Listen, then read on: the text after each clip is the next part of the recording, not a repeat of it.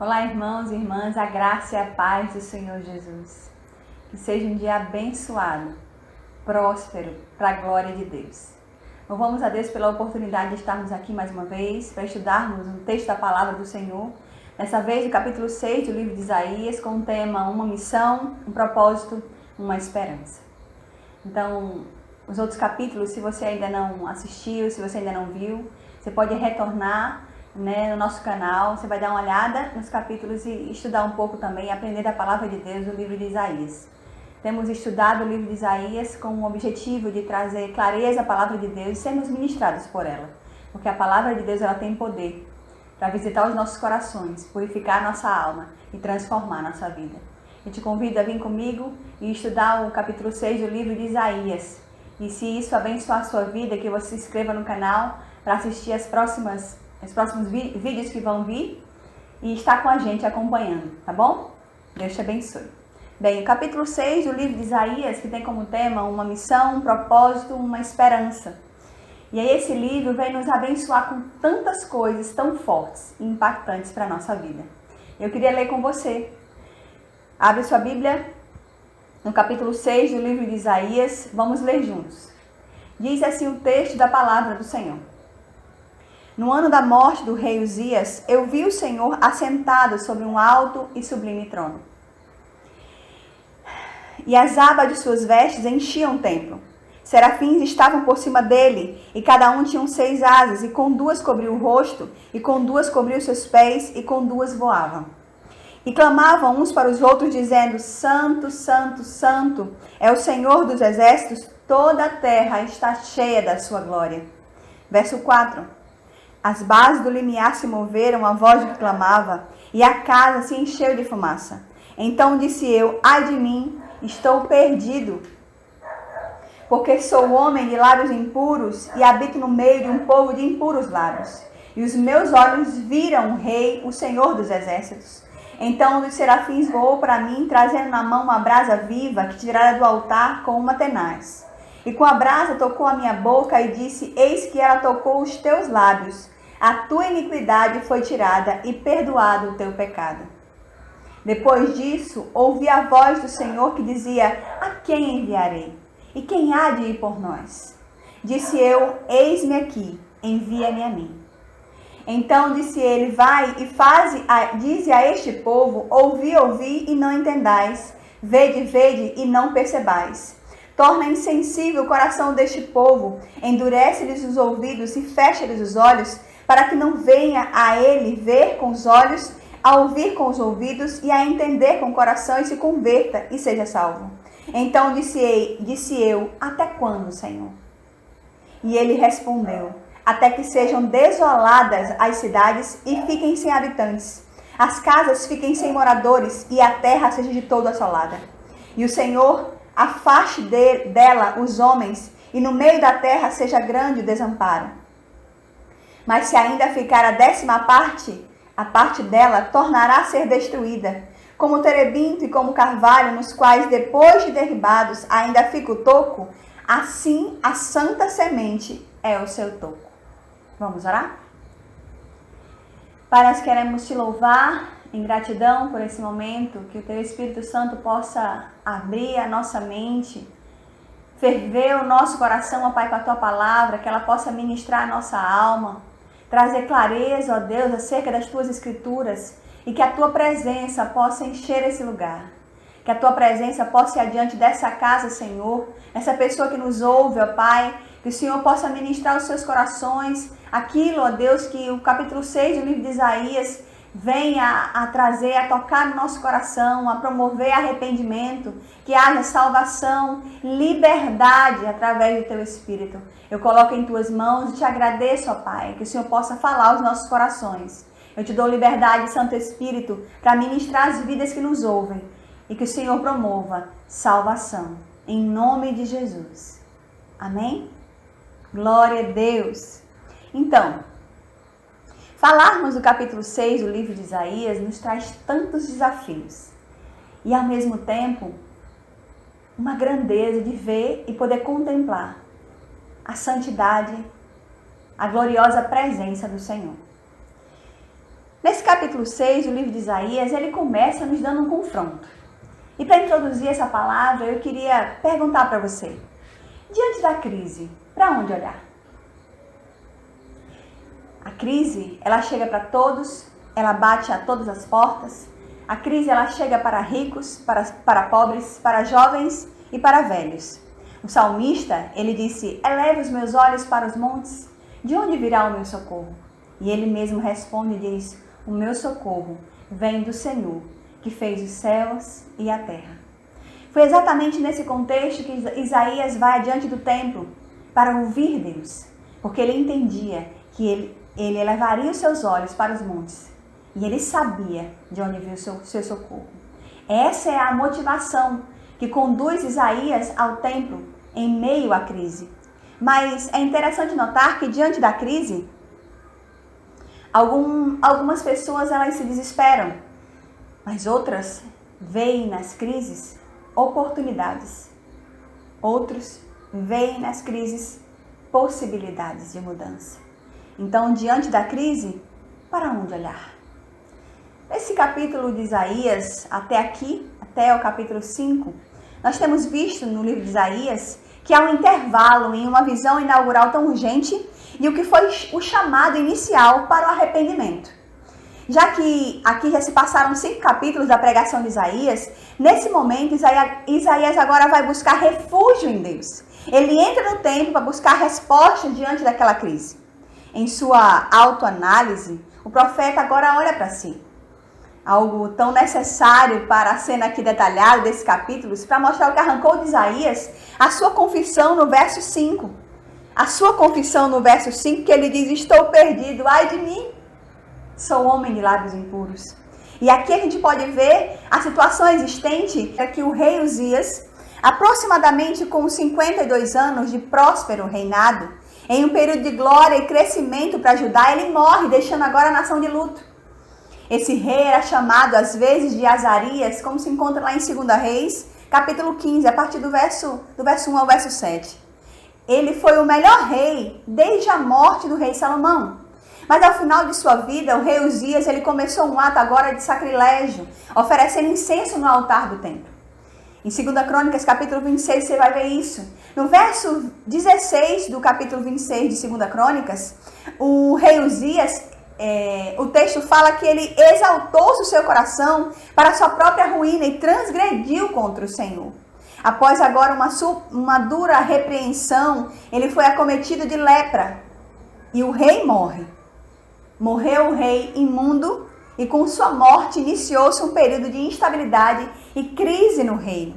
Morto o glorioso rei, Isaías vai ao templo em busca de respostas para o momento de crise e ali ele teve a visão de um rei ainda mais glorioso e que nunca morre. Mas como explicar o chamado de Isaías que só aconteceu agora no capítulo 6? Como explicar para aquele estudioso da Bíblia que ama a palavra de Deus, como explicar esse capítulo 6 do livro de Isaías, é onde começa, onde apresenta o chamamento de Isaías. Calvino, ele dizia que Isaías ele pregava mesmo antes de ser chamado. Hoje, alguns estudiosos defendem a ideia de que o livro começa no capítulo 6. Os capítulos de 1 a 5 são um resumo, uma introdução ao livro. Eles levantam um problema sério. Qual é o problema? O pecado do povo de Deus. Você pode ver aí, assistir os vídeos anteriores também. O capítulo 6, ele é aqui a resposta. O capítulo 6, ele demonstra que há solução sim. A solução quando o povo se arrepende. A solução quando o povo se volta para Deus em arrependimento. Dos versos 1 ao verso 4 do capítulo 6 de Isaías, nos revela aqui um momento de glória. A percepção dada por Deus ao profeta é que toda Judá, todo o seu povo estava imundo, exatamente como o rei Uzias. Então, ver Deus em si, o profeta se assusta, que é morrer. É o que diz lá o texto de Gênesis 32, verso 30. O profeta aqui ele não descreve o Senhor, ele descreve o seu trono, suas vestes, os serafins. Essa descrição nos dá uma impressão clara da glória de Deus. Segundo o livro de João, capítulo 12, o verso 41, foi ao Filho de Deus que Isaías viu. Era uma visão de Jesus na glória, uma teofania. A partir do verso 1, o profeta trazendo em seu texto, e ele diz que as abas de suas vestes enchiam o templo. Apenas a bainha do seu manto já dava para encher o templo, o qual não era pequeno. A visão aqui é de um rei entronizado, exercendo aqui suas funções. Yahvé é um rei sobre Judá, Yahvé é rei sobre Israel. Ele reina em Jerusalém e reina sobre todos os povos. A forma como Isaías o descreve, o vê, é como um rei celestial com os pés sobre o Monte Sião.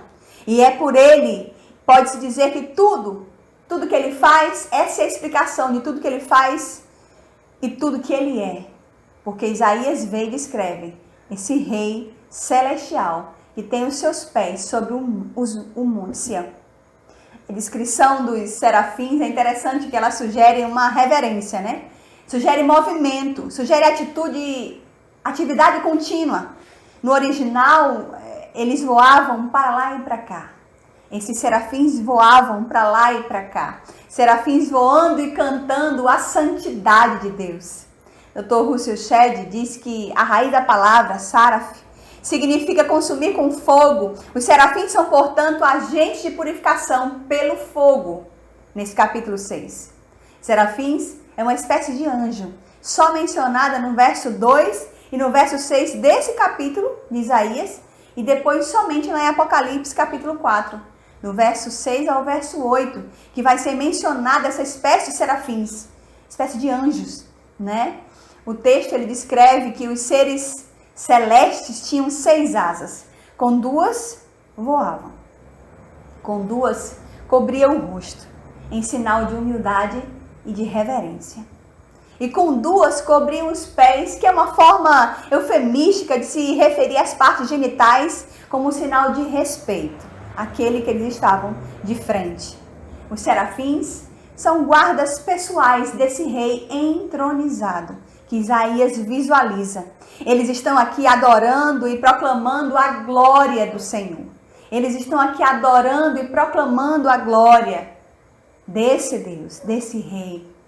Interessante que no verso 3, ele dá uma sequência de afirmativa 3 vezes santo. E N. Miller diz em seu livro, ele aponta, que esse texto ele aponta para 2 direções. A primeira é a de separação. Santo é alguém separado do profano. E é colocado em relação especial com o sagrado, né? O que sinaliza para a sua transcendência algo absoluto, a distância entre os mortais. O segundo aspecto que ele traz em seu livro é o aspecto ético, moral. A santidade tem a ver com sua pureza total, a transparência e sua intransigência para com o pecado em qualquer de suas formas e manifestações. Ele não tolera o pecado.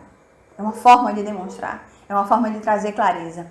Esse verso traz também um louvor à Santíssima Trindade, o Deus triuno da Antiga Aliança, que se revela mais abertamente aqui no Novo Testamento. É uma afirmativa da plenitude da santidade de Deus. As vozes dos serafins estão tão potentes que sacudiram aqui toda a entrada do templo. E aqui imediatamente enche-se de fumaça. A fumaça também lembra os rituais com incenso.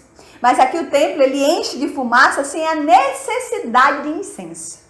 Enche-se de fumaça da presença, da glória de Deus.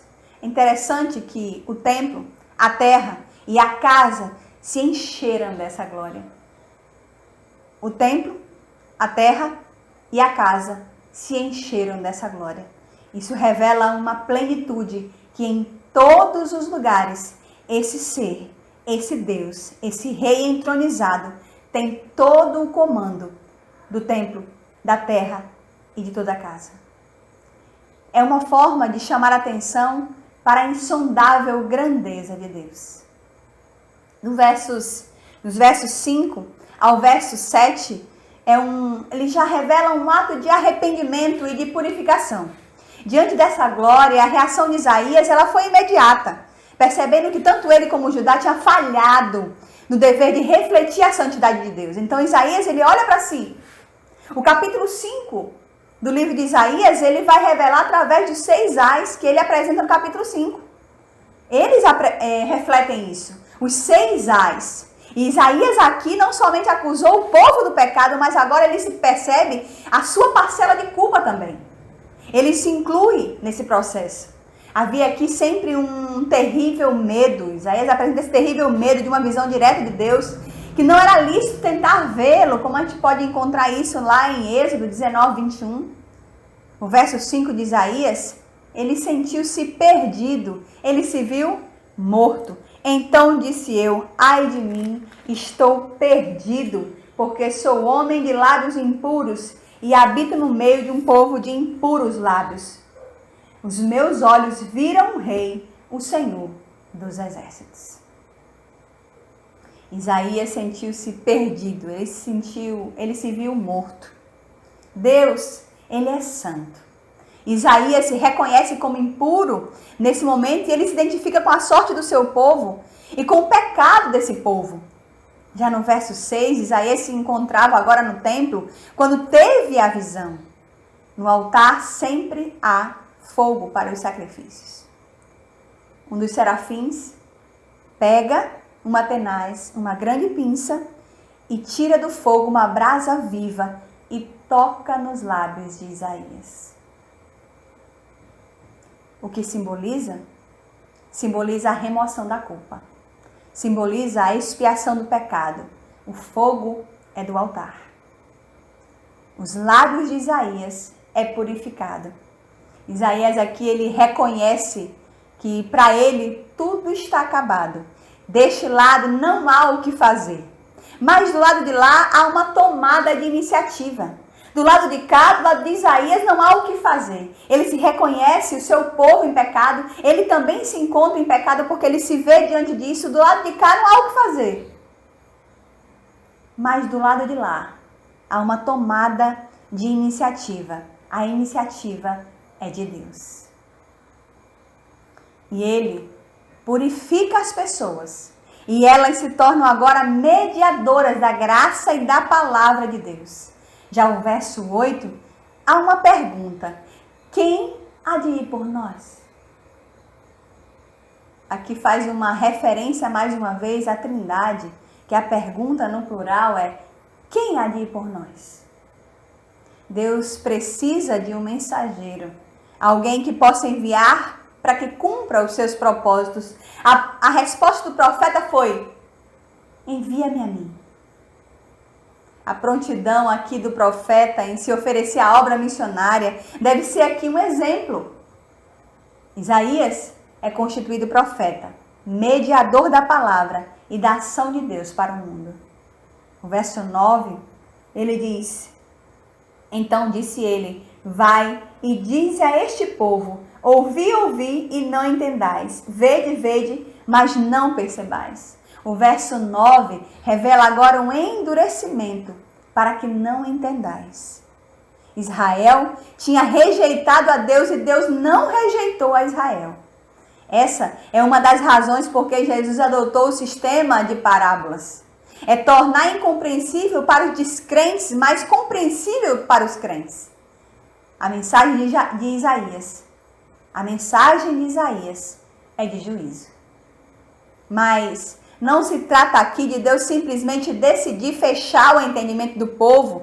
Aqui há um profundo interrelacionamento entre o agir dos homens e o agir de Deus. Por causa das suas inclinações para o pecado, o povo acaba ouvindo e não entendendo, vendo e não enxergando. Assim, Deus os entrega à sua própria sorte e os pune conforme a sua prática. Ouçam e não entendam, vejam e não percebam. O próprio Isaías será agora instrumento da punição de Deus. Isaías pergunta: por quanto tempo, Senhor?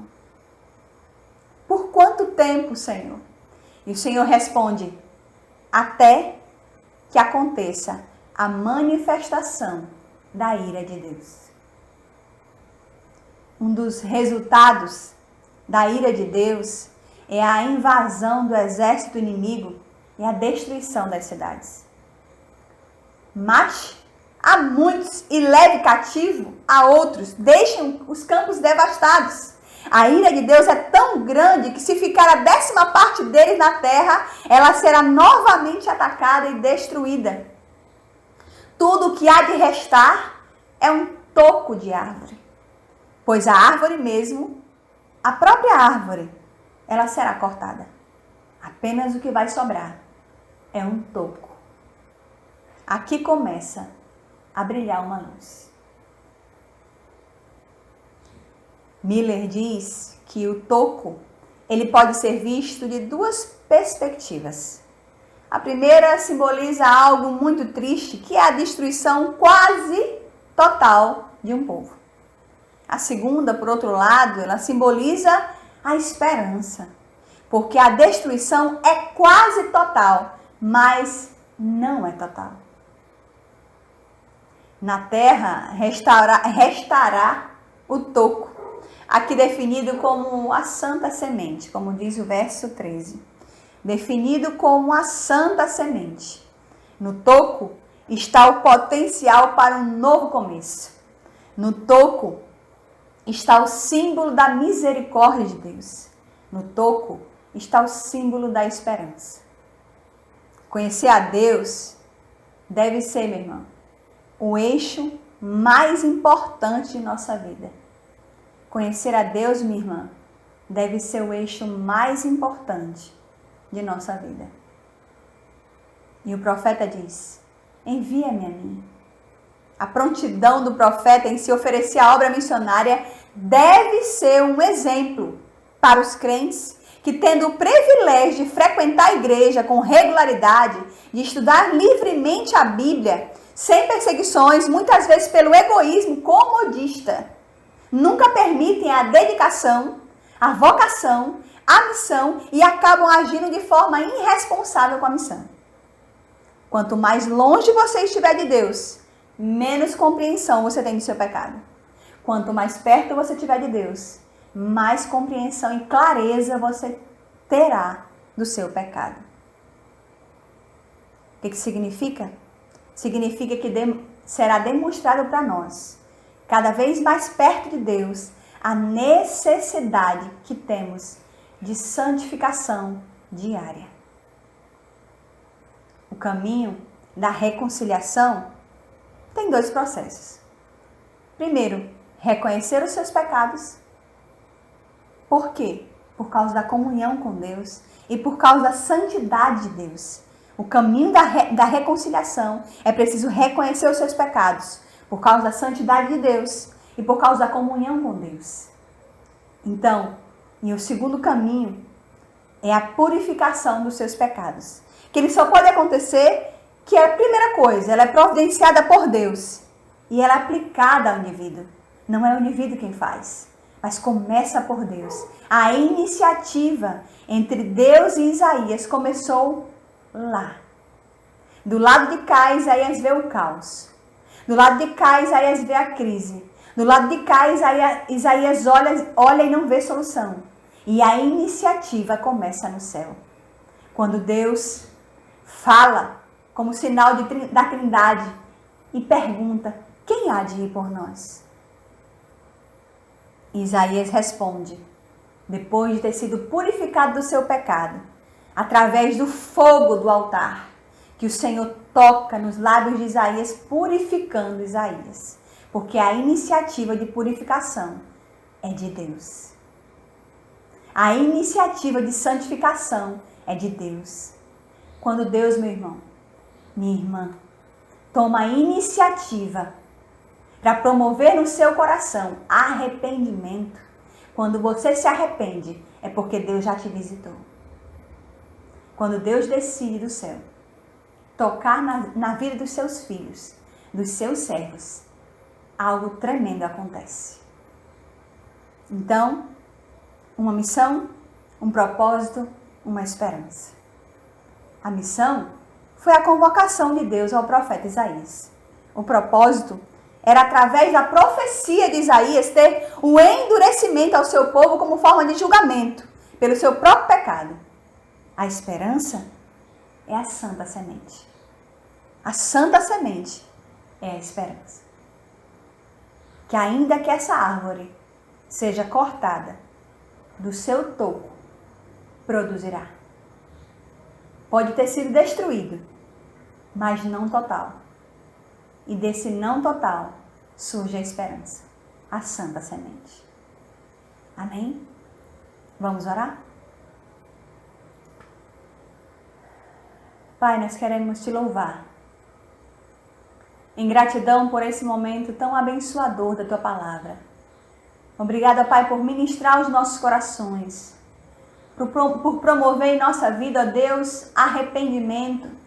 Quando o Senhor decide visitar os teus filhos, algo diferenciado acontece. Mudanças acontecem, ó Pai. Nós queremos te louvar, Deus, em gratidão pela tua visitação, pela tua bênção. E eu oro, ó Pai, por essa pessoa que me assiste nessa hora. Que o Senhor possa tocar em seu coração, promover arrependimento, mudança de vida. Que haja conhecimento da tua palavra, clareza, ó Pai, da tua palavra, em nome de Jesus. Eu louvo a ti, ó Pai, que o Senhor possa tocar nas vidas de tal forma que haja algo diferente e o conhecimento da tua palavra possa trazer clareza e luz. Luz, ó Pai, na mente e fogo no coração. Que o Senhor possa promover, Senhor. Assim como o Senhor fez com Isaías, tirando, Deus, a brasa viva do altar e tocando sobre os lábios de Isaías, promovendo rendição, perdão de pecados. Que o Senhor possa visitar quem me ouve, promovendo rendição de pecado. Que o Senhor possa, Deus, tocar nas vidas, ministrar os teus filhos, aqueles, ó Pai, que o Senhor tem levantado para uma grande obra missionária.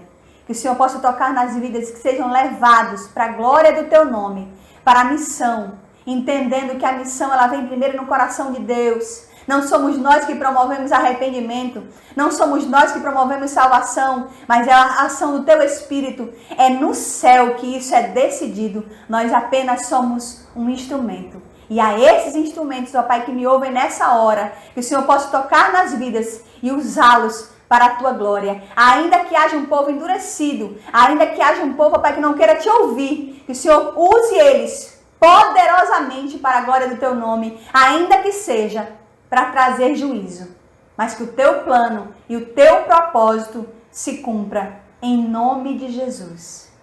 Amém e graças a Deus. Amém? Que você seja abençoado com essa palavra. E se ela ministrou o seu coração, te abençoou, que você possa compartilhar com outras pessoas. Se inscreve no canal, compartilha com seus amigos, abençoa outras vidas. Vamos continuar estudando o livro de Isaías. Os próximos capítulos virão. Nós vamos tentar construir aí uma ideia geral do livro inteiro de Isaías, né? Então vem com a gente, continua a estudar a Bíblia com a gente. Deus te abençoe. Até o próximo vídeo.